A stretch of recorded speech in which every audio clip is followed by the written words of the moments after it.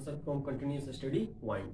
पिछला video lecture में हम लोग क्या कर रहे थे, कोई भी शुद्धिकरण किया जा रहा था, क्योंकि कोई भी अगर पृथ्वी के अंदर से कोई भी चीज निकाल रहे थे तो उसमें क्या था, बहुत सारा अशुद्धियां था, धीरे धीरे करके उसको हम लोग अलग किए हुए थे। तो आज अब हम लोगों को देखना है कि लास्ट में जो हम लोग अशुद्ध धातु प्राप्त किए थे, तो अशुद्ध धातु से अब हम लोगों को शुद्ध धातु प्राप्त करना है, जिसको हम लोग बोलेंगे शुद्धिकरण बोलिए या तो उसको शोधन बोलिए, जिसको रिफाइनिंग के नाम से हम लोग जानेंगे।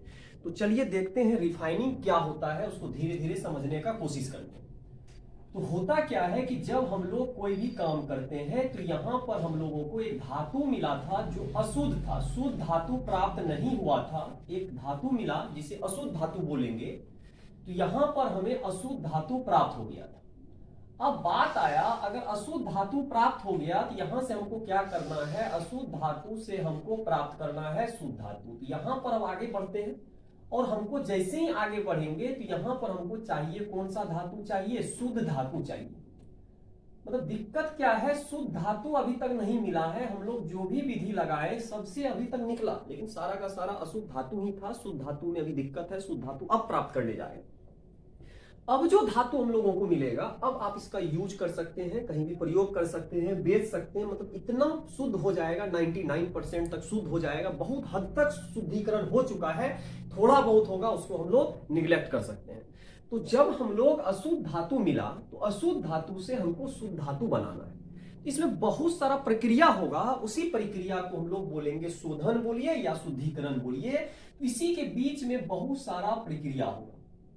मतलब यहां पर जो प्रक्रम होगा तो प्रक्रिया होगा, इसी प्रक्रिया को प्रक्रिया बोलिए या इसको प्रोसेस बोलिए।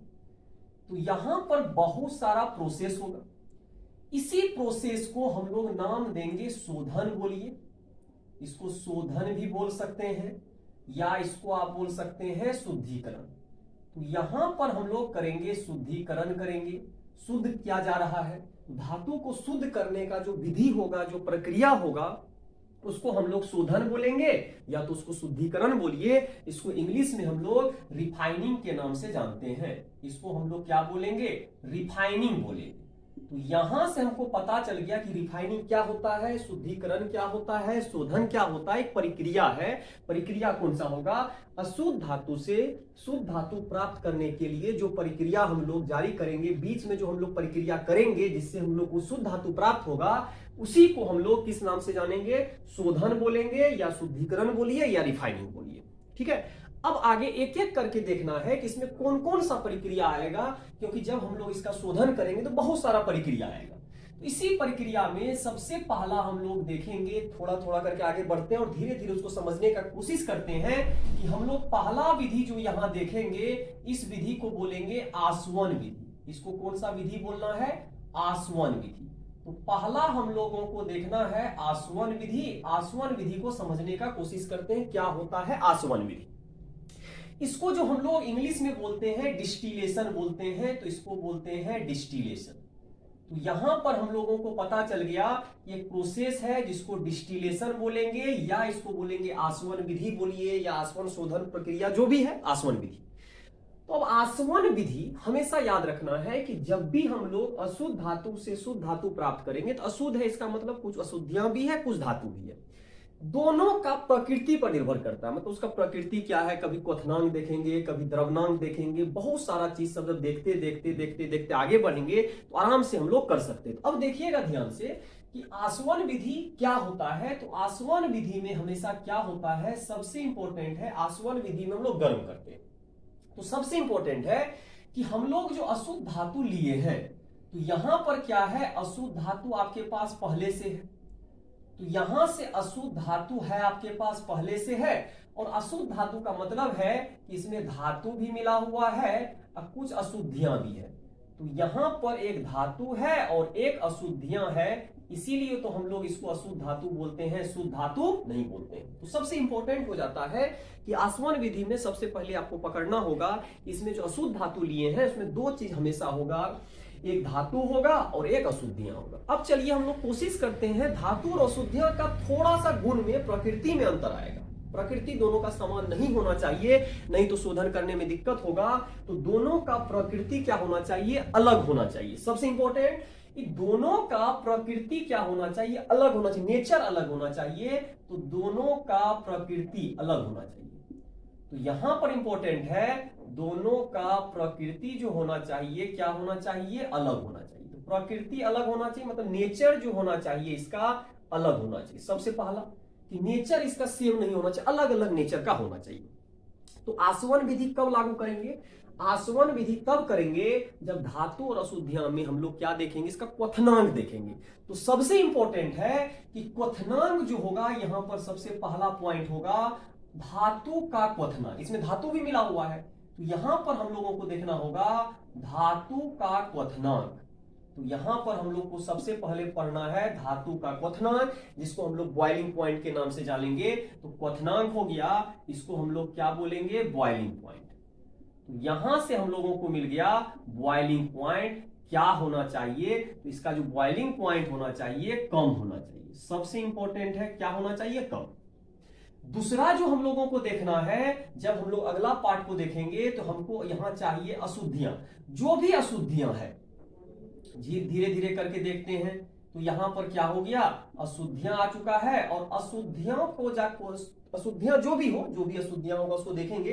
अशुद्धियां का जो क्वथनांक होगा, यहां पर अशुद्धियां का जो क्वथनांक होगा, इसका क्वथनांक जो है, इसका जो बॉइलिंग पॉइंट होगा क्या होना चाहिए, ज्यादा होना चाहिए। तो एक का कम होना चाहिए और एक का ज्यादा होना चाहिए। दोनों में बेसिक अंतर यही है कि हमेशा जब भी हम लोग आसवन विधि प्रयोग करेंगे तो आसवन विधि में खास बात क्या होता है, हम लोग क्वथनांक को देखने का कोशिश करेंगे। तो क्वथनांक को जब देखेंगे तो हम लोगों को देखना पड़ेगा किसका क्वथनांक ज्यादा होना चाहिए, किसका क्वथनांक। हमेशा धातु का क्वथनांक क्या होना चाहिए, कम होना चाहिए, और अधातु का क्वथनांक क्या होना चाहिए, ज्यादा। तभी इस विधि का प्रयोग करेंगे। अब प्रयोग कैसे करेंगे देखिएगा।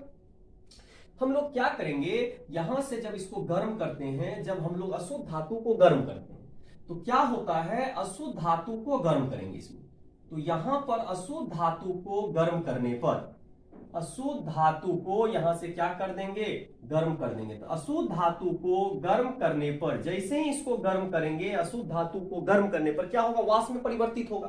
तो होता क्या है, इसका क्वथनांक ज्यादा है, इसका क्वथनांक कम है, धातु वाष्प बना लेगा, लेकिन अधातु अशुद्धियां जो होगा वाष्प नहीं बनाएगा। तो क्या होता है, जैसे ही अशुद्ध धातु को गर्म करते हैं, धातु वाष्प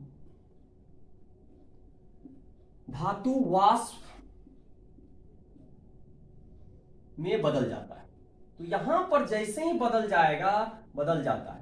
तो यहां पर सबसे इंपॉर्टेंट है, सबसे पहला काम हो गया, जैसे ही इसको नीचे से गर्म करिएगा धातु वाष्प में बदल गया। तो इसके बाद जैसे ही वाष्प को फिर हम लोग क्या करेंगे, एक संघनक लेंगे जिसमें संघनित हो जाएगा, फिर से वो जुड़ जाएगा। तो क्या होता है, बदल जाता है। इस वाष्प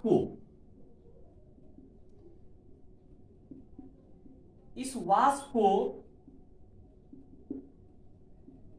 संघनक का मतलब हो गया कंडेंसर है। तो यहां पर एक कंडेंसर लगा देंगे। तो यहां पर एक कंडेंसर है, तो कंडेंसर का मतलब हो गया जिसमें हम लोग वाष्प को सुरक्षित रख सकते हैं। तो इस वाष्प को संघनक में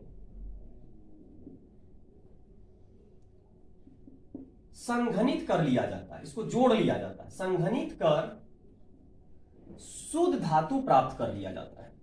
तो यहां से आपको कौन सा धातु मिल जाएगा, शुद्ध धातु प्राप्त करते हैं। तो बहुत इंपॉर्टेंट हो जाता है कि इसमें क्या होता है, शुद्ध धातु कैसे प्राप्त करेंगे। तो सबसे पहले आपको हमेशा याद रखना पड़ेगा किसका क्वथनांक ज्यादा है, किसका क्वथनांक कम। तो क्वथनांक जब भी देखेंगे तो हमेशा धातु का क्वथनांक कम होना चाहिए। जल्दी वाष्प बना ले, वाष्प को हम लोग क्या करेंगे, एक संघनक लगा देंगे और संघनक में जाके गर्म करके वो जब एकत्रित हो जाएगा। तो यहां पर देखिए, हम कोशिश करते हैं समझाने का। हम लोग इसमें अशुद्ध धातु लिए, जैसे ही अशुद्ध धातु लिए, इसमें क्या किए, इधर से गर्म कर दीजिए। यहां पर आप गर्म कर रहे हैं, तो इसको जैसे ही गर्म करेंगे, यहां पर एक पाइप लगा दीजिएगा, पाइप को आगे बढ़ाइए। पाइप को जैसे ही आगे बढ़ाएंगे, यहां पर एक क्या लगा देंगे, संघनक। मान लीजिए ये आपका संघनक है, और यहां पर जैसे ही संघनक लीजिएगा, यहां से क्या होगा, वाष्प बनेगा। वाष्प बन के क्या होगा, इसमें जाएगा, और यहां पर आपको क्या मिलेगा, शुद्ध धातु। तो यहां पर आपको कौन सा धातु मिल गया, शुद्ध धातु मिल गया। और यहां पर जैसे ही शुद्ध धातु आपको मिलेगा, जैसे ही संघनित होगा फिर से जुड़ जाएगा, फिर से ठंडा होगा, यहां ठंडा होके फिर से क्या बना लेगा, शुद्ध धातु। और जो अशुद्धियां है, अशुद्धियां यहीं पर बढ़ जाएगा, अशुद्धियां ऊपर नहीं जाएगा, तो यहां पर आपका क्या बन गया, अशुद्धियां। तो अशुद्धियां तो नीचे बच गया और ऊपर मेरा क्या हो गया, अशुद्धियां नीचे रह गया। जहां पर हम गर्म कर रहे थे तो गर्म करने से दो फायदा हो गया, या अशुद्धियां अपने जगह पे रहा, क्योंकि अशुद्धियां वाष्प नहीं बनाएगा, क्योंकि उसका क्वथनांक क्या है, ज्यादा है। तो जिसका क्वथनांक ज्यादा होगा वाष्प नहीं बनाएगा, जिसका क्वथनांक कम होगा वाष्प बनाएगा। और आसानी से हम दोनों को अलग कर लिए। इस विधि को कौन सा विधि के नाम से जानते हैं, आसवन विधि। तो आसवन विधि आसानी से हम लोग पकड़ सकते हैं कि आसवन विधि को हम लोग तब यूज करेंगे, तब प्रयोग करना है जब दो आदमी का क्वथनांक अलग अलग हो, दोनों का नेचर अलग अलग हो, एक का क्वथनांक ज्यादा हो और एक का क्वथनांक कम हो, तब हम इस विधि का प्रयोग कर सकते हैं। अब अगला विधि चलते हैं, द्रवीकरण विधि में चलते हैं और उसको भी देखने का कोशिश करते हैं। द्रवीकरण विधि क्या होता है, जब हम उसको देखेंगे तो उसको समझने का कोशिश करेंगे, क्या होता है नहीं होता है, देखते हैं। तो आसवन विधि में किसी को कोई दिक्कत नहीं होना चाहिए। तो चलिए अब अगला देखते हैं, अगला पार्ट इसमें देखते हैं और उसको समझने का कोशिश करते हैं कि दूसरा विधि इसका क्या हो सकता है। दूसरा विधि जो है इसका है द्रवीकरण विधि। द्रवीकरण विधि, तो द्रवीकरण विधि जो होता है, और इसको द्राव गलन परिष्करण भी बोलते हैं, तो इसको द्रव गलन परिष्करण भी बोल सकते हैं, द्रव गलन परिष्करण। तो इसका दूसरा नाम द्रव गलन परिष्करण भी है, इसको इंग्लिश में बोलते हैं लिक्वेशन। इसको कौन सा प्रोसेस बोलेंगे, लिक्वेशन प्रोसेस। तो बहुत ही इंपॉर्टेंट ये भी है, नाम में ही देखिएगा द्रवीकरण है, द्रव बनाना है। तो द्रव बनाने के लिए द्रवनांक देखा जाता है, वाष्प बनाने के लिए क्वथनांक देखा जाता है, तो इसमें क्वथनांक देखिए।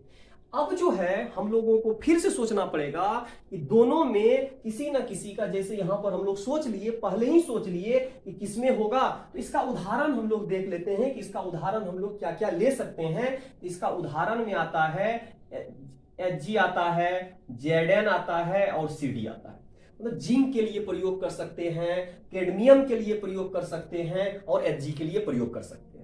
किसके लिए, कौन सा विधि को, आसवन विधि। तो आसवन विधि हमेशा प्रयोग कर सकते हैं Hg मर्क्यूरी के लिए, Zn जिंक के लिए और Cd कैडमियम के लिए। अब बात आया कि हम लोग अब कौन सा विधि पढ़ रहे हैं, द्रवीकरण। द्रव बनाना मतलब गला देना है, धातु को गलाना है, वाष्प नहीं बनाना है, गला देना है। तो अब हमको सबसे पहले सोचना होगा कि हम लोग जब भी काम करेंगे तो इसमें सबसे पहला तो यही होना चाहिए कि द्रव्यनांक देखेंगे। तो यहां पर जो होना चाहिए धातु का द्रव्यनांक सबसे इंपॉर्टेंट है। धातु का जो द्रव्यनांक होगा, किसका द्रव्यनांक, धातु का द्रव्यनांक जो होना चाहिए क्या होना चाहिए, कम होना चाहिए। जैसे ही गर्म करिए पिघल जाना चाहिए, ठीक है। तो धातु का द्रव्यनांक कम होना चाहिए। दूसरा इंपॉर्टेंट है कि जब भी इसमें अशुद्धियां भी है, तो इसमें जो अशुद्धियां है तो अशुद्धियों का जो होना चाहिए, अशुद्धियों का द्रव्यनांक, तो हम लोग इसमें क्या देखेंगे, अशुद्धियों का द्रव्यनांक जो होना चाहिए ज्यादा होना चाहिए। इसमें दो काम कर सकते हैं, एक देखेंगे धातु का द्रव्यनांक और एक देखेंगे अशुद्धियों का द्रव्यनांक। तो धातु का द्रव्यनांक कम होना चाहिए, अशुद्धियों का द्रव्यनांक ज्यादा होना चाहिए। तो दोनों में ये अंतर यही है। इसमें भी वही था, एक का क्वथनांक ज्यादा होना चाहिए और एक का क्वथनांक कम होना चाहिए। जैसे ही इसको गर्म करिएगा, जैसे ही इसको गर्म करेंगे, गर्म करने पर क्या होगा, द्रव में परिवर्तित हो जाएगा, द्रव में बदल जाता है और उसको हम लोग एक जगह एकत्रित कर सकते हैं। ढालू सतह पर गर्म करेंगे जिससे कि आपका जो द्रव बनेगा वो आसानी से होगा, आगे बढ़ जाएगा और आपका जो भी अशुद्धियां हैं वहीं रुक जाएगा। तो यहां पर क्या होता है, इसमें क्या होता है, जब गर्म करते हैं तो होता क्या है, जैसे ही गर्म करिएगा, जब अशुद्ध धातु को गर्म किया जाता है, जैसे ही अशुद्ध धातु को गर्म करिएगा, जब अशुद्ध धातु को गर्म किया जाता है, अशुद्ध धातु को गर्म किया जाता है, जैसे ही अशुद्ध धातु को क्या करिएगा, यहां से गर्म कर रहे हैं, ठीक है। अशुद्ध धातु को क्या कर रहे हैं, गर्म कर रहे हैं। तो गर्म करेंगे तो क्या होगा, द्रव में परिवर्तित हो जाएगा। तो यहां पर द्रव में जैसे ही परिवर्तित हो गया तो यहां पर क्या होगा, लिक्विड बना लेगा। तो हमेशा क्या होता है, धातु किसमें बदल जाता है? द्रव में बदल जाता है, बदल जाता है और ढालू सतह से आगे बढ़ते हुए एक पात्र में जमा हो जाता है, एक पात्र में जमा हो जाता है। जैसे ही जमा होगा यहां पर हम लोग क्या करेंगे? शुद्ध धातु प्राप्त कर लेंगे, कोई दिक्कत नहीं होगा। लेकिन सतह कैसा होना चाहिए? ढालू होना चाहिए। ढालू सतह में आप आसानी से उसको जमा कर सकते हैं। देखिएगा, देखते हैं, जैसे इसमें गर्म किए थे, इसमें अब भी गर्म करना है, लेकिन इसमें उतना गर्म नहीं करना है कि आपको वाष्प बना दे, तुरंत द्रव बनाना चाहिए। तो क्या करेंगे? एक सतह लेंगे, एक ढालू सतह लेंगे, इस तरह करके इसको रख देंगे, थोड़ा सा ऊपर कर दीजिए, यहां पर एक सतह लगा दिए, सतह लगा दी। तो इससे क्या फायदा हुआ? यहां जो सतह है और यहां पर एक पात्र लगा दीजिए, बर्तन। तो इस पे जब हम लोग क्या करेंगे? अशुद्ध धातु, मान लीजिए यहां पर एक कोई भी चीज लगा दीजिए, यहां से आप क्या गिरा रहे हैं? अशुद्ध धातु। तो यहां पर आप क्या कर रहे हैं? यहां पर अशुद्ध धातु दे रहे हैं। जैसे जैसे इस पर अशुद्ध धातु लीजिएगा, अशुद्ध धातु इस पर गिरता जा रहा है और यहां पर आप आग जला दीजिए। जैसे ही यहां पर आग लगाइएगा, इसको गर्म करिएगा, ये भट्ठी है, इसमें गर्म कर रहे हैं, तो जैसे ही गर्म करेंगे क्या होगा? आपका अशुद्धि यहीं रुक जाएगा। अशुद्धि यहीं रुक गया, तो अशुद्धि तो आपका यहां पर बच जाएगा। तो अशुद्धि जो है यहां पर क्या होगा?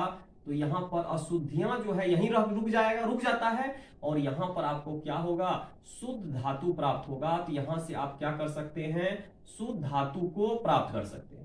तो यहां पर कोई दिक्कत नहीं होना चाहिए कि जब हम लोग को द्रवीकरण विधि होना चाहिए। द्रवीकरण विधि में सबसे इंपॉर्टेंट टर्म क्या होता है कि धातु का द्रवणांक क्या होना चाहिए? कम होना चाहिए। अशुद्धियों का द्रवणांक ज्यादा होना चाहिए। उसको एक ढालू सतह पे गर्म करेंगे, आगे बढ़ेगा। इस विधि को हम लोग द्रवीकरण विधि कहते हैं। द्रवीकरण विधि कुछ नहीं है, जमा हो गया। और किसके लिए प्रयोग होगा? ये प्रयोग होता है टीन के लिए, बिस्मथ के लिए, और आपका किसके लिए? पीबी के लिए। जिसका द्रवणांक कम होगा उसी के लिए हम लोग प्रयोग करेंगे। तो टीन के लिए प्रयोग कर सकते हैं, SN हो गया टीन, BI हो गया बिस्मथ, और PB हो गया लीड, शीशा जिसको बोलते हैं। उसके लिए हम लोग किसका प्रयोग करेंगे? द्रवीकरण विधि का प्रयोग करेंगे। ठीक है, अब आगे बढ़ते हैं। दो विधि हम लोग सीख चुके हैं, एक आसवन विधि है और एक द्रवीकरण विधि है। अब नेक्स्ट विधि पर चलते हैं और देखने का कोशिश करते हैं कि अगला विधि क्या हो सकता है, उसको समझेंगे और धीरे धीरे आगे बढ़ते हैं। ठीक है, तो इसको जो हम लोग किए, दोनों एक क्वथनांक पे निर्भर कर रहा था और एक जो निर्भर कर रहा था आपका किस पर? द्रवणांक पर। तो एक मेल्टिंग पॉइंट पे निर्भर कर रहा था और एक बॉइलिंग पॉइंट पर। दोनों का अपना अपना विधि है। जब दोनों का अपना अपना विधि है तो दोनों विधि को हम लोग देखेंगे और समझने का कोशिश करेंगे। इसके बाद थोड़ा सा आगे बढ़ते हैं और यहां पर हम लोग समझने का कोशिश करते हैं क्या घटना होगा नहीं होगा, उसको समझते हुए आगे बढ़ेंगे। तो जब भी हम लोग काम करेंगे, जब भी हम लोग फोकस करेंगे, तो हमेशा याद रखना है कि दोनों विधि में जब भी आसवन विधि का प्रयोग करेंगे उसमें हम लोग क्या देखते हैं? क्वथनांक को देखते हैं। और जब भी द्रवीकरण को देखेंगे तो उसमें द्रवणांक को देखेंगे। हमेशा जो कम होगा धातु का क्वथनांक भी कम होना चाहिए और क्या होना चाहिए? द्रवणांक भी कम होना चाहिए। अगर दोनों कम होगा तभी काम करेगा दोनों विधि, नहीं तो काम नहीं करने वाला है, इसमें खामी आ जाएगा। तो इससे दोनों से फायदा देखिए क्या हुआ। एक में गर्म किए, वाष्प बन गए, और जैसे ही वाष्प बना, वाष्प को हम लोग एक जगह क्या कर लिए? एकत्रित कर लिए। तो मेरा काम जल्दी हो गया, कोई भी दिक्कत नहीं हुआ। अब आगे वाला बढ़ते हैं। तो अगला विधि को हम लोग देखने का कोशिश करेंगे। तो अगला विधि जो हम लोग देखेंगे उसमें क्या देखेंगे? तो हम लोग जब भी काम करेंगे अगला विधि पे तो हम लोग उसको देखने का कोशिश करते हैं और देखते हैं क्या होता है। तो अब हम लोग क्या करेंगे? विद्युत शुद्धिकरण विधि पे चलते हैं। कौन सा विधि? विद्युत शुद्धिकरण विधि। उसको देखेंगे और समझने का कोशिश करते हैं क्या होगा। तो C नंबर में चलते हैं। तो इस विधि को बोलेंगे विद्युत शुद्धिकरण विधि। तो यहां हो गया विद्युत शुद्धिकरण विधि। तो यहां पर हो गया एक विधि है, एक नया विधि है। इस विधि को बोलेंगे विद्युत शुद्धिकरण विधि। तो यहां पर एक विधि आ गया है, विद्युत शुद्धिकरण विधि। तो ये आ गया आपका विद्युत शुद्धिकरण विधि, जिसको बोलेंगे इलेक्ट्रोलाइटिक प्रोसेस है। इलेक्ट्रोलाइटिक प्रोसेस है, इलेक्ट्रोलाइसिस करते हैं इसमें विद्युत शुद्धिकरण विधि। बहुत इंपॉर्टेंट होता है कि विद्युत शुद्धिकरण विधि में क्या करते हैं। ये तो विद्युत अपघटनी विधि भी बोल सकते हैं, तो विद्युत अपघटनी विधि भी बोल सकते हैं, या तो इसको बोलिए विद्युत शुद्धिकरण विधि। इस विधि में करते क्या है, जब भी हम लोग काम करेंगे तो हमेशा याद रखिएगा, इस विधि में जब भी हम लोग काम करेंगे तो एक एनोड लेंगे और एक कैथोड लेंगे। हमेशा धातु का ही लेना है, दोनों धातु का ही लेंगे। एक शुद्ध धातु होगा, एक अशुद्ध धातु होगा। एक एनोड का काम करेगा और एक कैथोड का काम करेगा। हमेशा याद रखिएगा, जब भी विद्युत शुद्धिकरण विधि आ जाए हमेशा एनोड और कैथोड लेना ही लेना पड़ेगा। और उसमें हम लोग क्या करेंगे, उसके जो भी उसके अंदर जो भी प्रक्रिया होगा, उस प्रक्रिया के कारण हम लोगों को शुद्ध धातु प्राप्त होगा। तो चलिए देखते हैं, इस प्रोसेस को समझने का कोशिश करते हैं। तो सबसे इंपॉर्टेंट क्या है कि यहां पर जब भी काम करेंगे तो सबसे पहले इसमें एक एनोड होगा और एक कैथोड होगा। तो हम लोग क्या करते हैं, अशुद्ध धातु का एनोड होगा। तो यहां पर एक अशुद्ध धातु लेंगे, तो दो पट्टी लेंगे। दो धातु का पट्टी लेना है, एक अशुद्ध धातु लेना है और एक शुद्ध धातु लेना है। तो इसमें क्या होता है, दो धातु का पट्टी, दो धातु का पट्टी को क्या करते हैं, दो धातु का पट्टी को विलयन में डुबा दिया जाता है। विलयन में क्या करते हैं, डुबा देते हैं। उसके कारण कुछ ना कुछ होगा, तो विलयन में डुबाना है। तो हम लोग सबसे पहले क्या करेंगे, दो धातु का पट्टी को विलयन में, उसी धातु के विलयन, उसी धातु का विलयन होना चाहिए, उसी धातु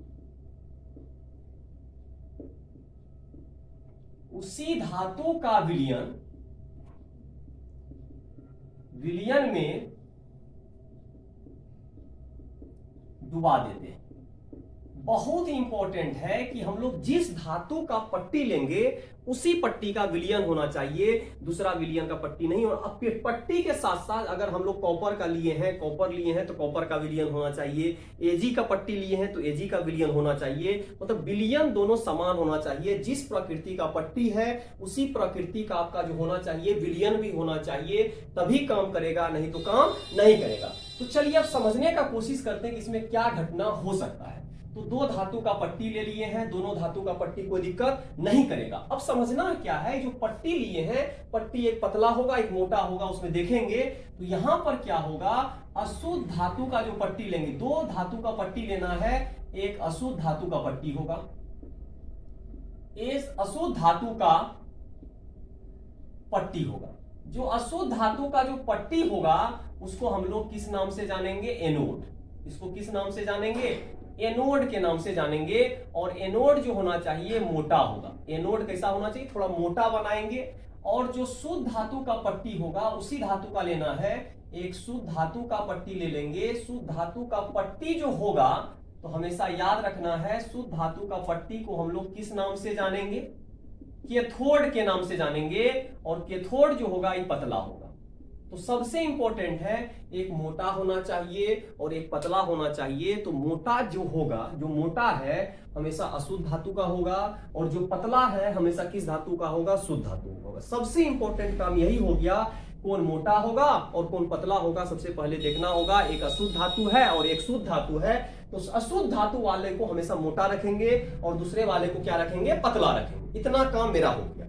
अब सबसे इंपॉर्टेंट है, जैसे हम डुबाएंगे, जैसे प्रक्रिया शुरू होगा, तो प्रक्रिया होने पर इसके अंदर जो भी प्रक्रिया होगा, तो अगर यहां पर प्रक्रिया हो गया तो क्या होता है, प्रक्रिया जैसे ही होगा, प्रक्रिया होने पर कुछ ना कुछ घटना होगा। तो क्या होता है, अशुद्ध धातु से शुद्ध धातु, इसमें अशुद्ध धातु से शुद्ध धातु, सबसे इंपॉर्टेंट क्या है, अशुद्ध धातु का जो पट्टी है, अशुद्ध धातु से, यहां से बहुत इंपॉर्टेंट हो जाता है, अशुद्ध धातु से शुद्ध धातु, अशुद्ध धातु से शुद्ध धातु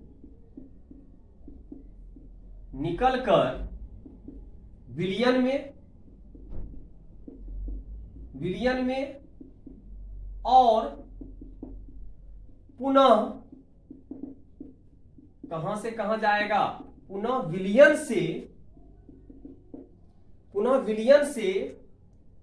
कैथोड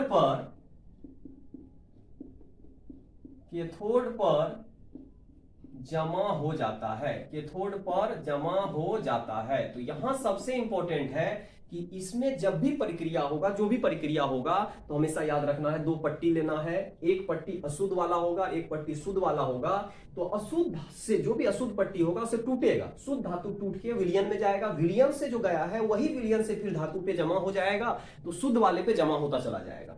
तो इस प्रक्रिया में सारा प्रक्रिया होगा, यहां से हम लोग शुद्ध धातु प्राप्त करेंगे। समझने का कोशिश करते हैं, एक उदाहरण देके समझते हैं कि ऐसा घटना कब होगा। तो जैसे मान लीजिए इसका प्रयोग कहां कहां करेंगे, इसका जो हम लोग प्रयोग करते हैं बहुत सारा कर सकते हैं, कॉपर के लिए प्रयोग कर सकते हैं, एजी के लिए प्रयोग कर सकते हैं, एल्युमिनियम के लिए प्रयोग कर सकते हैं, बहुत सारा प्रयोग हम लोग करेंगे। तो चलिए एक उदाहरण के लेके हम समझाते हैं। यहां मान लीजिए एक उदाहरण लेके हम समझाने का कोशिश करते हैं। मान लीजिए कॉपर लिए, तो अब बात आया, जैसे ही कॉपर लीजिएगा तो सबसे पहले कॉपर का एक कंटेनर लेना होगा, बिना कंटेनर बर्तन का तो कोई काम होगा नहीं। एक रड मोटा ले लीजिएगा, एक रड मोटा ले लेंगे और एक रड क्या ले लेंगे, पतला ले लेंगे। तो एक रड मोटा हो गया और एक रड पतला हो गया। इसमें बैटरी जोड़ दीजिएगा, तो इसमें जैसे ही बैटरी जोड़िएगा, यहां बैटरी जोड़ दिए। अब क्या होगा, यहां से मान लीजिए कॉपर का बना हुआ है, तो यहां भी कॉपर का है, ये भी कॉपर आपका ठोस है, इधर वाला भी कॉपर ठोस है। लेकिन सबसे समस्या क्या है, यहां वाला जो है अशुद्ध है, इधर वाला पार्ट आपका क्या है, अशुद्ध है, लेकिन यहां वाला पार्ट क्या है, शुद्ध है। सबसे इंपॉर्टेंट है कौन शुद्ध है कौन अशुद्ध है, पहले आपको देखना पड़ेगा। तो एनोड, इधर वाले पार्ट को क्या बोलिएगा, एनोड बोलिएगा, और इधर वाले पार्ट को क्या बोलेंगे, कैथोड बोलेंगे। तो सबसे इंपॉर्टेंट है कि हम लोग जब भी काम करेंगे तो एक क्या लेंगे, बर्तन लेंगे, बर्तन में 2 पट्टी डालेंगे, दोनों पट्टी में एक पट्टी मोटा होना चाहिए, एक पट्टी पतला होना चाहिए। तो एक मोटा पट्टी है, एक पतला पट्टी है, उसके अंदर विलयन भी डालना होगा, बिना विलयन का काम नहीं करेगा, लेकिन विलयन उसी धातु का डालना है। तो सबसे इंपॉर्टेंट हो गया, जब हम इसके अंदर विलयन डाल दिए, यहां पर विलयन तैयार हो गया। जैसे ही विलयन डालेंगे तो यहां विलयन में क्या होगा, यहां पर विलयन में क्या होगा, यहां पर CuSO4, इसमें जलीय डालना है, जलीय विलयन होगा, जल ज्यादा मात्रा में करना है तो डाल दिए। अब ध्यान क्या देना है कि जब भी हम लोग इसमें चर्चा करेंगे, हम क्या बोले, इससे शुद्ध धातु, विलयन जो लिए हैं इसमें विलयन ले लिए हैं, इससे क्या होगा, जो कॉपर है शुद्ध धातु इसमें पहले जाएगा, किस अवस्था में जाएगा, Cu2+ की अवस्था में जाएगा। फिर यहां से उठ के विलयन से उठ के इस पे चले जाएगा और यहां क्या बना लेगा, Cu बना लेगा। बहुत इंपॉर्टेंट है, आता है Cu2+ बनाता है, फिर Cu2+ से क्या बन जाता है, Cu बन जाता है, और इस पर जमा होते जाता है। एक समय ऐसा आएगा, इधर वाला पार्ट पतला, इधर वाला पार्ट मोटा हो जाएगा, और हमको इसको अलग कर लेंगे, यहां से हमको शुद्ध धातु प्राप्त हो जाएगा। कोई भी दिक्कत नहीं होना चाहिए। इस विधि को हम लोग बोलते हैं विद्युत शुद्धिकरण विधि। तो आराम से करेंगे, तो देखते हैं, इसको कोशिश करते हैं समझने का। तो हम लोग क्या देख रहे हैं, Cu से Cu2+ बनाया। तो चलिए देखते हैं कहां पर बना है, ऐसा घटना कहां पर हुआ है। तो एनोड पर ऐसा घटना हुआ है कि Cu2+ बना रहा है। तो चलिए देखते हैं, एनोड वाला पार्ट था, तो एनोड वाला पार्ट में हम लोग जब देखेंगे तो एनोड वाला पार्ट में क्या है, Cu है, Cu ठोस है, और क्या बना दिया, Cu2+ बना दिया। और कैसा है, एक्वस है। कितना इलेक्ट्रॉन त्याग किया, 2 इलेक्ट्रॉन त्याग किया, बन गया। फिर अगला देखिए, यही Cu2+ जो बना है फिर से ऊपर जा रहा है। तो यहां पर क्या है, ई वाला पार्ट अशुद्ध है। सबसे इंपॉर्टेंट है, यहां वाला अशुद्ध है, यहां वाला आयन है, आयन तो जानते हैं विलयन में ही होता है। और अगला वाला पार्ट आ जाएगा कैथोड। तो जब हम लोग कैथोड लेंगे तो कैथोड में अब समस्या देखिए क्या है, जैसे ही कैथोड लेंगे, धीरे धीरे करके समझते हैं। जब कैथोड ले लिए, जैसे ही कैथोड लेंगे तो यहां से देखिएगा क्या होगा, यही जो बना था फिर से ऊपर जाएगा। तो यहां से Cu2+ है, एक्वस है, पुनः 2 इलेक्ट्रॉन ग्रहण करके उलट जाएगा। अब बना लिया फिर से Cu ठोस, लेकिन इस बार जो ठोस आया है आपका क्या है, शुद्ध है। तो जब इसको आप जोड़िएगा, यहां से कैंसिल होगा, ये सब सारा कैंसिल होगा, तो देखिएगा Cu ठोस से क्या मिल रहा है, Cu ठोस। दोनों ठोस ही हैं, लेकिन जो हम लोग पहला वाला ठोस लिए थे अशुद्ध था। जो अब प्राप्त हो रहा है, तो यहां जो प्राप्त हो रहा है यहां क्या है, शुद्ध है। इस तरह करके हम लोग आराम से प्राप्त कर लेंगे। कौन सा विधि है? विद्युत शुद्धिकरण विधि से हम लोग आराम से किसी भी धातु को शुद्ध कर लेंगे। एक धातु का पट्टी लेना है, धातु का पट्टी हमेशा एक पतला होना चाहिए, एक मोटा होना चाहिए। धीरे धीरे धीरे धीरे करके हम लोग आराम से यहाँ पर बना सकते हैं, कोई दिक्कत नहीं होना चाहिए। इसका प्रयोग किसके लिए कर सकते हैं? कॉपर के लिए, एजी के लिए और एल के लिए। कैसे हुआ? धातु का जो भी पट्टी लिए थे, जो एनोड था, एनोड से टूटा, शुद्ध धातु टूटा, अशुद्धि नहीं टूटा। अशुद्धि तो यहाँ एकत्रित हो जाएगा, तो धीरे धीरे करके क्या होता है ना, जो अशुद्धि बचता है, अशुद्धि इसी पात्र में जमा हो जाता है। तो याद रखना है, अशुद्धि जो होता है, जो भी अशुद्धि होगा, अशुद्धियां पात्र में एकत्रित हो जाता है। तो सबसे इंपॉर्टेंट है, पात्र में एकत्रित हो गया, कोई दिक्कत नहीं होगा, तो पात्र में एकत्रित कर लिए। इसके बाद हम लोग इसको आराम से समझने का कोशिश किए। आसवन विधि पकड़ लिए, द्रवीकरण विधि पकड़ लिए, बढ़िया से समझ गए। इसके बाद विद्युत शुद्धिकरण विधि। अब चलते हैं अगला जो चलेंगे, अगला हम लोग देखने का कोशिश करते हैं, उसको समझने का कोशिश करते हैं। बहुत इजी है, कोई दिक्कत नहीं होना चाहिए। मंडल परिष्करण विधि है, इसको समझने का कोशिश करते हैं। ये होता क्या है, कैसे इसको प्राप्त करेंगे? तो दूसरा इंपॉर्टेंट हो गया, डी नंबर में चलते हैं, इसको बोलेंगे मंडल परिष्करण विधि। इसको कौन सा विधि बोलिएगा? मंडल परिष्करण विधि। तो इसको भी समझने का कोशिश करते हैं कि कैसे काम करता है, इसको हम लोग कब प्रयोग करेंगे, कब प्रयोग नहीं करेंगे। तो सबसे पहले इंपॉर्टेंट है कि इसको देखना है अति शुद्ध। अगर आपको अति शुद्ध धातु प्राप्त करना है, तभी इसका बहुत अति शुद्ध होना चाहिए। अति शुद्ध की प्राप्ति के लिए हम ऐसा प्रयोग करते हैं, मंडल परिष्करण का प्रयोग करते हैं। तो इसमें होता क्या है, सबसे इंपॉर्टेंट है कब प्रयोग करते हैं? अति शुद्ध। बहुत ज्यादा अगर शुद्ध चाहिए, अति शुद्ध धातु को प्राप्त करने के लिए इस विधि का प्रयोग करते हैं। इस विधि का प्रयोग तब करेंगे जब हम लोगों को बहुत ज्यादा प्रयोग करते हैं, जब हम लोगों को बहुत ज्यादा चाहिए, बहुत ज्यादा शुद्ध चीज का प्राप्ति करना है, तभी हम लोग इसका यूज करेंगे, प्रयोग करेंगे। नहीं तो प्रयोग नहीं करेंगे, नहीं तो फिर दिक्कत हो जाएगा। तो मंडल परिष्करण विधि का प्रयोग तब करना है जब आपको किसी भी चीज का बहुत अति शुद्ध प्राप्त करना है, बहुत ज्यादा। तो इसका ज्यादातर हम लोग मोबाइल सब यूज करते हैं, सिलिकॉन, जर्मेनियम सब का यूज करते हैं। बहुत शुद्ध मात्रा में होना चाहिए। बाद में उसमें मिलाते हैं, शुद्धि बाद में मिलाते हैं उसका कंडक्टिविटी को बढ़ाने के लिए, तो सब बाद में देखेंगे। पहले तो शुद्ध प्राप्त करना है। तो मंडल परिष्करण विधि ज्यादातर यूज होता है जर्मेनियम में, सिलिकॉन में, सब का यूज जब हम लोग करते हैं। इसका प्रयोग कहां कहां करते हैं? तो सिलिकॉन के लिए यूज कर सकते हैं, जर्मेनियम के लिए यूज करते हैं, गैलियम के लिए यूज कर सकते हैं। इसका प्रयोग किया जाता है। मंडल परिष्करण का प्रयोग तब करना है जब बहुत ही अति शुद्ध प्राप्त करना, 100% शुद्ध चाहिए, तब जाके हम लोग मंडल परिष्करण का विधि का प्रयोग करेंगे।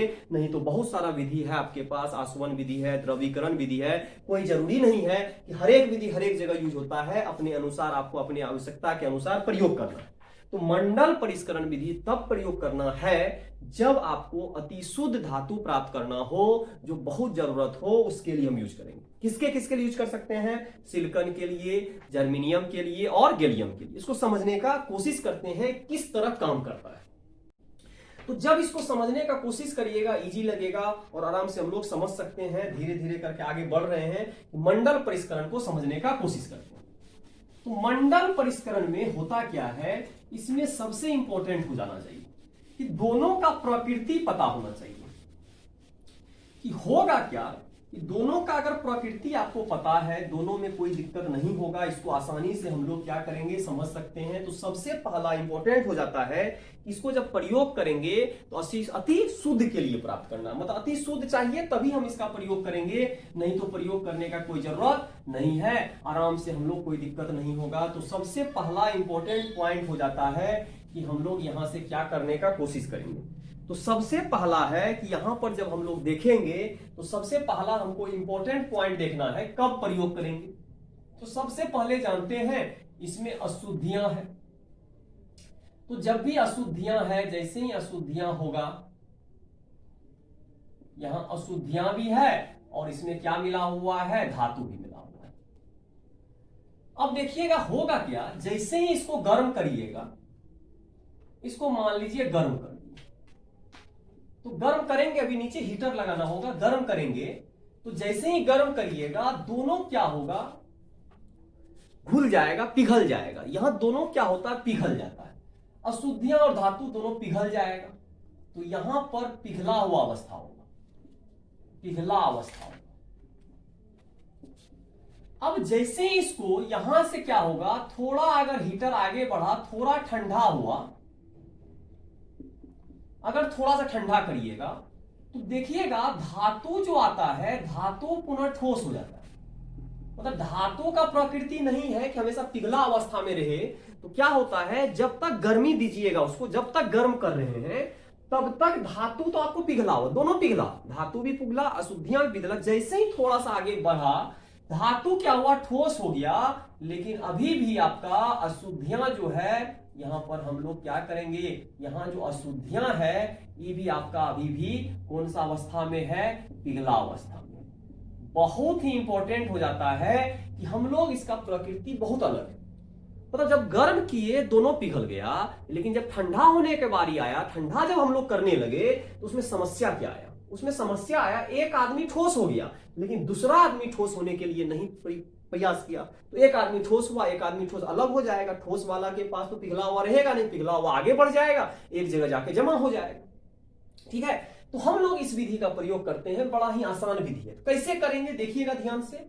इसमें हम लोग क्या करते हैं, एक हीटर लेते हैं जो गतिशील हीटर होता है। सबसे इंपॉर्टेंट है, जब भी हम लोग काम करेंगे इसमें मान लीजिए छड़ दे दिए, अशुद्ध धातु का छड़ है, इसमें क्या कर दिए हैं, हीटर लगा दिए। और जो हीटर होना चाहिए गतिशील होना चाहिए, मतलब आगे पीछे जा सकता है, ये घूम फिर सकता है। तो यहां पर क्या कर दिए हैं हम लोग, हीटर लगा दिए हैं, गतिशील तापक है। इसको कौन सा तापक बोलिएगा, गतिशील तापक।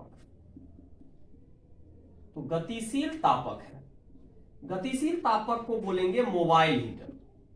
तो यहां से मोबाइल हीटर आ गया, तो मोबाइल हीटर से इसको गर्म कर रहे हैं। मोबाइल मतलब गतिशील, आगे पीछे जा सकता है। तो होता क्या है, जब मोबाइल हीटर से गर्म करते हैं तो होता क्या है, तो यहां तो पिघला हुआ अवस्था होगा, ये तो पिघला हुआ जोन है, यहां तो पिघल जाएगा, इसमें जो भी आएगा यहां पिघला अवस्था होगा, पीछे ठोस अवस्था होगा। अब देखिएगा होता क्या है कि यहां पर जैसे हीटर आगे बढ़ा तो यहां तो ठोस, शुद्ध ठोस आ जाएगा, ठोस हो जाएगा, और ठोस में यहां पर धातु ठोस रहेगा। यहां जो पिघला हुआ अवस्था आगे बढ़ रहा है, इसी के साथ आगे जा रहा है, क्योंकि अशुद्धियां का जो प्रकृति था, उसका प्रकृति नहीं था ठोस बनाना, वो तो हमेशा पिघला हुआ अवस्था में होगा। तो क्या होता है, जब गतिशील हीटर से इसको गर्म करते हैं तो हीटर के साथ आगे बढ़ जाता है, तापक के साथ आगे बढ़ जाता है और एक जगह जमा हो जाता है। तो यहां पर क्या है, ठोस, धातु तो ठोस में परिवर्तित हो जाता है, धातु ठोस में बदल जाता है, बदल जाता है,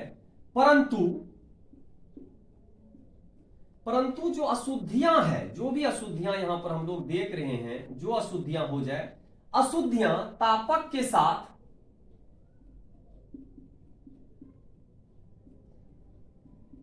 आगे बढ़ जाता है। तापक के साथ क्या होगा, आगे बढ़ जाएगा, और जैसे ही आगे बढ़ेगा तो एक कोने पर, मतलब एक स्थान पर जमा हो जाता है। तापक के साथ आगे बढ़ जाता है और एक छोर पर जमा हो जाता है, और एक छोर पर क्या होगा, जितना भी एक छोर लीजिएगा सभी अशुद्धियां एक छोर पर जमा हो जाता है। तो एक छोर पर सभी अशुद्धियां क्या हो जाएगा, जमा हो जाता है। तो यहां पर हमको पता चल गया कि एक छोर पर जमा हो जाता है, और उसको क्या करेंगे, काट के अलग कर लेंगे, बाद में मंडल परिष्करण विधि से बढ़िया हो गया। तो क्या हुआ, ठोस अलग हो गया, द्रवीकरण होके अलग आगे बढ़ गया, एक कोना पर जमा हो गया। गतिशील हीटर है, आगे पीछे करते रहिए जब तक आपको उचित नहीं लगे, जब तक करेंगे तब तक करेंगे कि जब तक सारा अशुद्धियां एक कोना पर जमा नहीं हो जाए। तो अगर सारा एक कोना पे जमा हो गया तो कोई दिक्कत नहीं है, आसानी से हम लोग कर देंगे। ये हो गया आपको कौन सा, मंडल परिष्करण विधि। अब अगला विधि पर जाते हैं, उसको देखते हैं वाष्प परिष्करण विधि। बहुत ही इंपॉर्टेंट प्रयोग होता है जिसमें दो वैज्ञानिक आके करेगा, तो उसका भी प्रयोग हम लोग देखते हैं। तो अभी मंडल परिष्करण विधि में किसी को दिक्कत नहीं होना चाहिए कि जब भी हम लोग गर्म करेंगे दोनों पिघलेगा, लेकिन जैसे ही हीटर आगे, गतिशील हीटर है, गतिशील तापक है, इसको आगे बढ़ाइएगा तो क्या होगा, जो अशुद्धियां है, तो अशुद्धियां आपका गलित अवस्था में ही रह चुका है, वो हीटर के साथ आगे बढ़ रहा है। तो आगे लास्ट छोर पे जाने के बाद हीटर को ऑफ कर दीजिएगा। तो हीटर को ऑफ करिए, कुछ देर के बाद अशुद्धियां भी ठोस अवस्था में आएगा, थोड़ा समय लेगा। ऐसा नहीं कि अशुद्धियां गलित अवस्था में ही रहेगा, ऐसा घटना नहीं होगा। टाइम के साथ थोड़ा टाइम देंगे। जब आप यहां से हीटर को चलाते हुए आगे ले गए, तो हीटर तो आगे जा रहा है, तो हीटर के साथ साथ आपका अशुद्धियां तो जा रहा है, पीछे कौन छूट रहा है, ठोस। तो ठोस वाला को तुमको कोई दिक्कत नहीं, पीछे छूट जाए तो और बढ़िया है। अब आगे जब बढ़ाए तो यहां लाइए, हीटर को ऑफ करिए, फिर हीटर को पीछे ले जाइए, फिर हीटर को यहां लाइए। तो बार बार जब हीटर को यहां लाइएगा तो सारा अशुद्धि इसी जगह जमा हो जाएगा। इसके बाद हीटर को ऑफ कर दीजिए। कुछ समय जब ऑफ रहेगा तो अपने आप ही ठोस अवस्था में आएगा। बाद बाकी जहां तक जमा होगा उसको काट के अलग कर लिया जाएगा, यहां से आपको शुद्ध धातु प्राप्त हो जाएगा। तो इस विधि को हम लोग कौन सा विधि बोलते हैं, मंडल परिष्करण विधि। अब चलते हैं अगला विधि में। हम लोग आगे विधि जो देखेंगे वाष्प प्रावस्था। तो वाष्प प्रावस्था जो देखेंगे, वाष्प प्रावस्था शुद्धिकरण जो देखेंगे, ये भी बहुत इंपॉर्टेंट प्रयोग है, बहुत ही ज्यादा बेहतर यूज होता है, इसमें आराम से हम लोग कर सकते हैं। तो चलिए देखते हैं, वाष्प प्रावस्था को समझने का कोशिश करते हैं कि वो क्या होता है। तो अभी तक हम लोग क्या क्या देखे, आसवन देख चुके हैं, द्रवीकरण देख चुके हैं, इसके बाद आप लोग विद्युत शुद्धिकरण देख चुके थे, और हम लोग अब मंडल परिष्करण देखे। तो लास्ट वाला जो प्रयोग है उसको भी देख लेते हैं, उससे क्या क्या घटना हो सकता है। तो अब हम लोग चलते हैं दूसरा प्रयोग।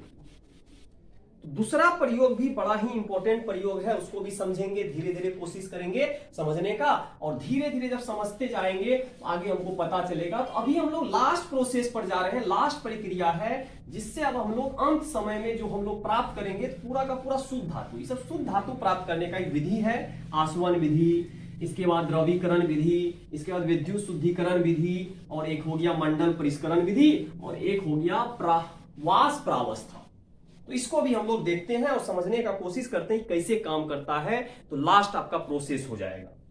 यहां के बाद हम लोग यहां से शुद्ध धातु प्राप्त कर लेंगे, तो कोई दिक्कत नहीं होगा, आराम से हम लोग शुद्ध धातु प्राप्त कर लेंगे। अब अगला जो प्रोसेस है उसको समझने का कोशिश करते हैं। इसमें दो वैज्ञानिक आएगा, एक मौन प्रक्रम है, एक वान आर्केल विधि है, उसको भी देखेंगे और समझने का कोशिश करते हैं। तो चलिए अब हम लोग चलते हैं F नंबर में, और यहां से हम लोग समझते हैं कि वाष्प प्रावस्था क्या होता है। तो अब हम लोग जो पढ़ेंगे यहां से वाष्प प्रावस्था, वाष्प प्रावस्था शुद्धिकरण। तो इस विधि को क्या बोलिएगा, वाष्प प्रावस्था शुद्धिकरण। तो यहां से हम लोगों को पढ़ना है वाष्प प्रावस्था शुद्धिकरण। इसको बोलते हैं वेपर फेज रिफाइनिंग। इसको क्या बोलेंगे, vapour phase refining, vapour phase refining. तो यहां से हम लोगों को करना है वेपर फेज रिफाइनिंग। इसका प्रयोग कब करेंगे, जब क्या हो, जब किसी चीज को गर्म करिएगा, किसी के साथ गर्म करेंगे तो हमेशा वाष्पशील यौगिक का निर्माण करें, सबसे इंपॉर्टेंट। फिर वाष्पशील चीज को गर्म कर दीजिए, वो क्या हो जाए, टूट जाए, विखंडित होकर शुद्ध धातु बना दे, तब हम इस प्रक्रिया का प्रयोग करेंगे, नहीं तो नहीं करेंगे। सबसे पहला इंपॉर्टेंट क्या है, बहुत इंपॉर्टेंट हो जाता है कि सबसे पहले क्या बोलना चाह रहा है, तब करेंगे जब इसका वाष्पशील जो भी यौगिक बनेगा वो विखंडित हो जाए। अगर विखंडित नहीं हुआ तो फिर दिक्कत आ जाएगा। तो विखंडित होना जरूरी है, अगर विखंडित नहीं हुआ तो फिर दिक्कत हो जाएगा, क्योंकि उससे हम लोग शुद्ध धातु प्राप्त, क्योंकि जब गर्म करिएगा वो टूटेगा नहीं, अगर वो नहीं टूटा तो वाष्प बना देगा, वाष्प बन के बाहर निकल जाएगा, उसको टूट जाना है, बिना टूटे हुए आगे नहीं बढ़ना है। इसमें क्या होता है, सबसे पहले यहां से अशुद्ध धातु से, मतलब यहां सबसे पहले क्या होना चाहिए, धातु वाष्पशील, वाष्पशील यौगिक का निर्माण करता हो। तो सबसे इंपॉर्टेंट है कि धातु वाष्पशील यौगिक का निर्माण करता हो।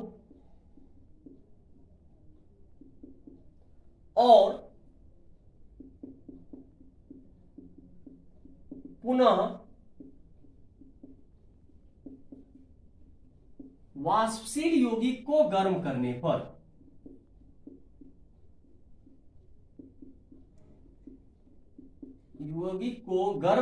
पर पुनः वाष्पशील यौगिक को गर्म करने पर शुद्ध धातु का प्राप्ति हो।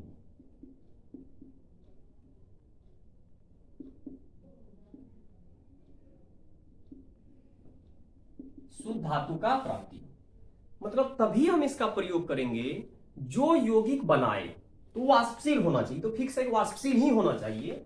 फिर वाष्पशील वाला चीज को गर्म करिए तो वहां से शुद्ध धातु प्राप्त करिए।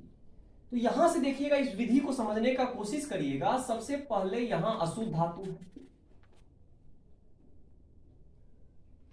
सबसे पहला हम लोग यहां क्या लेते हैं, अशुद्ध धातु लिए और अशुद्ध धातु आगे बढ़ा तो अशुद्ध धातु में से धातु ही यौगिक बनाएगा। यहां धातु का यौगिक बनेगा, यहां क्या बनेगा, धातु का यौगिक बनेगा। अशुद्धियों का यौगिक नहीं बन रहा है, धातु का यौगिक बन रहा है जो होगा वाष्पशील।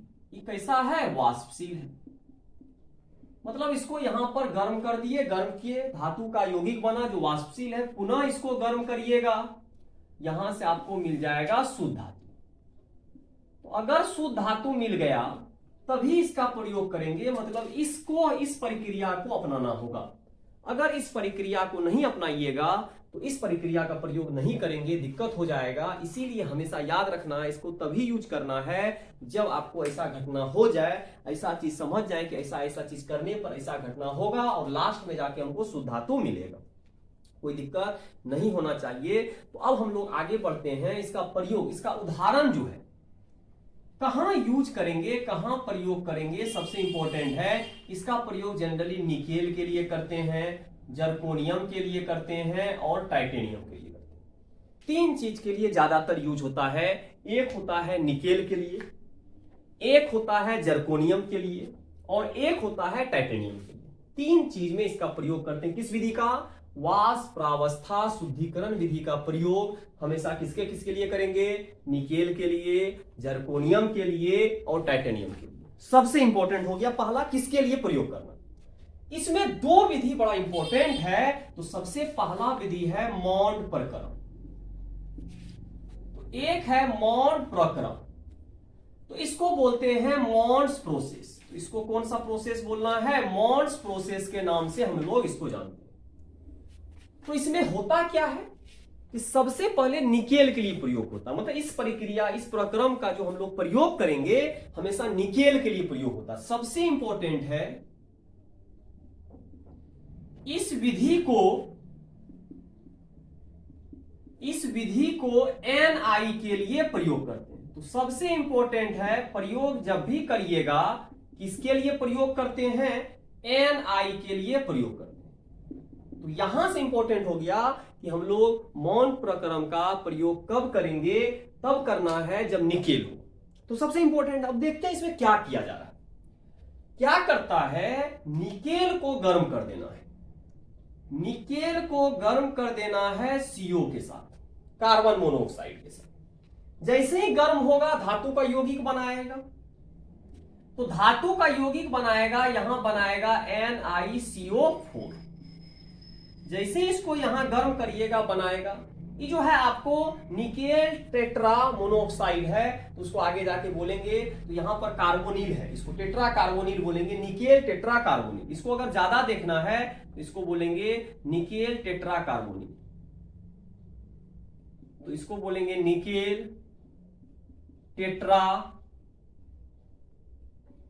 कार्बोनाइल। तो यहां से बन गया, ये वाष्पशील है। ये क्या है, वाष्पशील है। तो यहां पर हो गया वाष्पशील हो गया। जैसे इसको पुनः गर्म करिएगा, जैसे इसको पुनः गर्म करेंगे, यहां से निकेल है, निकेल CO के साथ अभिक्रिया कर दिया, जो यौगिक बनाया वाष्पशील था। वाष्पशील यौगिक को पुनः हम लोग गर्म करेंगे।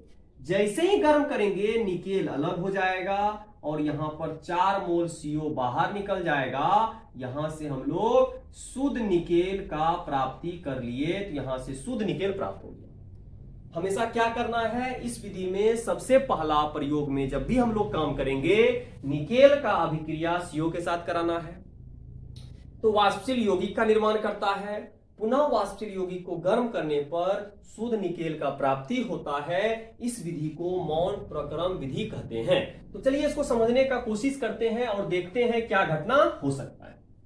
तो क्या हुआ, निकेल का अभिक्रिया CO से कराने, कार्बन मोनोऑक्साइड। तो यहां पर क्या हो गया, यदि निकेल को CO के साथ गर्म किया जाता है, CO के साथ गर्म किया जाता है, जैसे ही इसको गर्म कर दीजिएगा, CO के साथ गर्म किया जाता है, तो किसका निर्माण होगा, वाष्पशील यौगिक का निर्माण होता है। तो वाष्पशील यौगिक, तो यहां से किसका निर्माण हो जाएगा, वाष्पशील यौगिक। इसका फॉर्मूला यहां है NiCO, यहां पर 4 हो गया। तो वाष्पशील यौगिक का निर्माण करता है। तो यहां से आपको पता चल गया निर्माण किसका होगा, वाष्पशील यौगिक का निर्माण होगा। जैसे ही इसको फिर से गर्म करिएगा, वाष्पशील यौगिक को पुनः गर्म करने पर वाष्पशील यौगिक जो भी बना है, जो भी आपके पास आया है, वाष्पशील यौगिक को क्या कर दीजिएगा, गर्म करने पर। जैसे ही वाष्पशील यौगिक को गर्म करिएगा, शुद्ध निकेल का प्राप्ति होता है, शुद्ध Na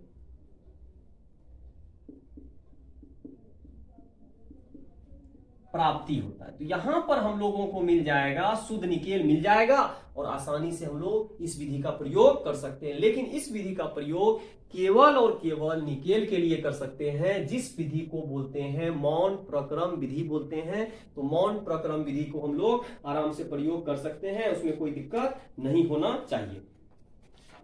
तो अब चलते हैं, हम लोग पढ़ते हैं अगला लास्ट प्रोसेस है वान आर्केल विधि। उस विधि को भी हम लोग देखेंगे, वान आर्केल विधि क्या होता है उसको देखने का कोशिश करते हैं और उसको समझने का कोशिश करते हैं कि उस विधि को कैसे समझेंगे। तो यहां पर सबसे लास्ट विधि आप लोगों को आ गया वान आर्केल विधि।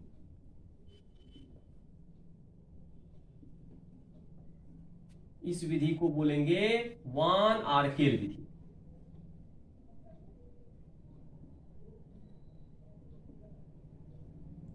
वान आर्केल विधि, तो वान आर्केल विधि क्या होता है, हमेशा सबसे पहला जैसे इसमें प्रयोग किए मौन प्रक्रम जैसे आया, तो मौन प्रक्रम किसके लिए प्रयोग किए, निकेल के। क्या हुआ, निकेल CO के साथ अभिक्रिया किया, वाष्पशील यौगिक बनाया, वाष्पशील से इसको पुनः गर्म किए, तो इस तरह का प्रयोग होता चला गया और हम लोग समझ गए। इसका प्रयोग किसके लिए करते हैं, इस विधि का प्रयोग जब भी करना है, इस विधि का प्रयोग हमेशा करना है या तो जर्कोनियम के लिए या टाइटेनियम। प्रयोग टाइटेनियम के लिए किया जाता है। जब भी प्रयोग करेंगे इसका दो चीज के लिए करेंगे, जर्कोनियम या टाइटेनियम के लिए प्रयोग किया जाता है। तो इस विधि का प्रयोग जर्कोनियम के लिए करना है और किसके लिए करना है, टाइटेनियम के लिए करना है, अदर चीज के लिए नहीं करना। सबसे इंपॉर्टेंट हो गया। अब इंपॉर्टेंट बात, अगला बात आता है कि जब भी हम लोग इस विधि का प्रयोग करेंगे, धीरे धीरे आगे बढ़ते हैं, तो जर्कोनियम और टाइटेनियम क्या करेंगे, इसमें क्या किया जाता है, जर्कोनियम और टाइटेनियम का अभिक्रिया I2 के साथ कराया जाता है। किसके साथ कराया जाता है, I2 के साथ कराया जाता है। देखेंगे इसको कैसे होता है। एक आपको तंतु लिया जाता है, फिलामेंट का तंतु होता है जो टंगस्टन का बना होता है, उसी में सारा प्रक्रिया होता है, अंदर में ही प्रक्रिया होता है, बाहर में प्रक्रिया इसको नहीं किया जाता है। ये सब तो आसानी से बाहर में भी कर सकते हैं, लेकिन वान आर्केल जो है इस विधि का जो प्रयोग किए थे वो हमेशा एक तंतु लेके किया था, टंगस्टन का तंतु ले लेता है जिसको फिलामेंट हम लोग बोलते हैं, जनरली फिलामेंट के नाम से जानते हैं। उसको देखते हैं, फिगर के साथ समझने का कोशिश करते हैं कि उस प्रयोग को कैसे किया। तो ये विधि को कौन सा विधि बोलते हैं, वान आर्केल। इसका प्रयोग कहां करना है, जर्कोनियम के लिए और किसके लिए करना है, टाइटेनियम के लिए, तो टाइटेनियम के लिए प्रयोग कर सकते हैं और जर्कोनियम के लिए प्रयोग कर सकते हैं। इसको समझते हैं विधि कैसे काम करता है और किसके साथ अभिक्रिया कराया जा रहा है, I2 के साथ।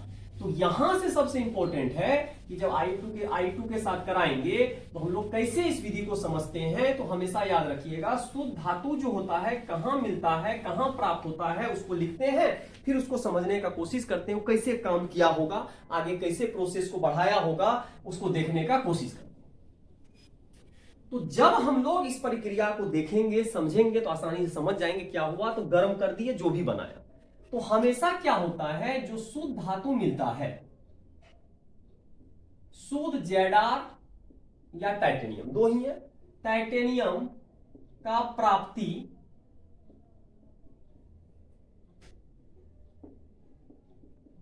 टंगस्टन के तंतु पर होता है, तंतु पर होता है। तो हम लोग इसका प्रयोग जब भी करेंगे टंगस्टन का तंतु पर कर देंगे। तंतु क्या होता है देखते हैं, उसको एक बल्ब टाइप का होगा। तो यहां पर एक बल्ब टाइप का बना देते हैं, इस तरह होगा, बल्ब ले लीजिए और ये बल्ब है मान लीजिए, ठीक है। यहां पर क्या करते हैं, यहां पर एक फिलामेंट होता है, पता है, एक फिलामेंट इस तरह करके लगा दिया जाता है। यहां पर एक तंतु है, इसको क्या बोलेंगे, टंगस्टन का तंतु है। तो यहां पर एक टंगस्टन है, टंगस्टन का तंतु है और तंतु गर्म होगा। तो होता क्या है कि नीचे वाला जो यहां पर गर्मी है, यहां पर जो ताप है, यहां रहता है 600 डिग्री सेंटीग्रेड, और जो ऊपर तंतु पर होता है ये होता है 1800 डिग्री सेंटीग्रेड। दोनों का अलग अलग ताप होता है। होता क्या है, जब यहां पर हम लोग अशुद्ध धातु लिए तो यहां भी एक अभिक्रिया होता है। यहां वाला अभिक्रिया में क्या होता है, यहां से सबसे पहले क्या करता है, Zr किसके साथ रिएक्शन कर लेगा, I2 के साथ, यहां बना लेगा ZrI4। ये जो होता है वाष्पशील यौगिक होता है, ये जो बनाया है आपका कौन सा यौगिक बनाया है, वाष्पशील यौगिक। तो यहां पर निर्माण हो गया है, वाष्पशील यौगिक का निर्माण हो गया। यही वाष्पशील यौगिक जब पुनः यहां से वाष्प बन के इस जगह पे जाता है तो गर्म होगा, 1800 केल्विन पर गर्म हो रहा है। तो क्या होता है, ZrI4 जो बना है ये गर्म होकर टूट जाता है, Zr अलग हो जाता है, I2 अलग हो जाता है। तो यहां से क्या होता है, जैसे ही यहां पर जाएगा, इस तंतु के पास गया, तो यहां पर देखो क्या होगा, ZrI4 तंतु के पास गया, ये टूटेगा।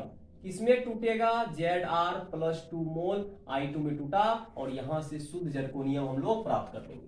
तो इस विधि को हम लोग कौन सा विधि बोलते हैं, वान आर्केल विधि, ठीक है। तो आज हम लोग किसको देखे, शोधन को देखे, शुद्धिकरण कैसे करेंगे, आसवन को देखे, फिर हम लोग देखे द्रवीकरण को देखे, फिर हम लोग मौंड को देखे, फिर हम लोग इसको देखे जो भी है जौन परिष्करण को देखे। इसके बाद हम लोग वाष्प प्रावस्था में आए। वाष्प प्रावस्था में दो विधि को देखे, एक था मौंड वाला और एक था वान आर्केल, ठीक है। नेक्स्ट वीडियो लेक्चर में न्यू टॉपिक के साथ मिलते हैं। Thank you.